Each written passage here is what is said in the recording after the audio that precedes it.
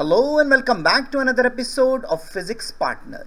Today we are delving into a fascinating cornerstone of physics, the Beer-Lambert Law, a fundamental principle that governs the interaction of light with matter. The Beer-Lambert Law describes how light is absorbed as it passes through a medium containing absorbing particles, mathematically expressed as A is the product of epsilon, the path length and concentration of the observing species. You can see here on the screen, A is the absorbance, epsilon is the molar absorptivity, L is the path length and C is the concentration of observing species. This equation elegantly illustrates that absorbance is directly proportional to both the concentration of the substance and the distance the light travels through it. In simple terms, the more solute dissolved or the longer the beam travels, the less light reaches the detector.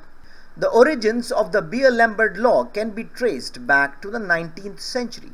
Initially, German chemist August Beer formulated his law in 1852, focusing on the absorbance of light in colored solutions. However, it was John Heinrich Lambert in the 1760s who laid the groundwork through his work on light propagation and absorbance. Their combined names honor a century of research and ultimately established a critical understanding of photometric science. The Beer-Lambert law is pivotal not only in physics but in fields such as chemistry, biology and environmental science. It serves as a fundamental principle for spectrophotometry, a technique vital for quantifying substances in laboratory. Its extensive utility extends to industries involving quality control and even clinical diagnostics, showcasing its importance outside traditional physics.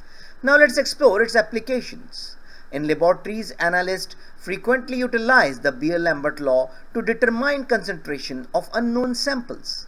In environmental monitoring, it assists in assessing pollutant levels in water bodies, thus aiding in public safety. Furthermore, medical diagnostics leverage this law for blood analysis, allowing for rapid and accurate health assessments. In conclusion, the Beer-Lambert law illuminates our understanding of light interaction with matter, underscoring both its historical significance and diverse applications.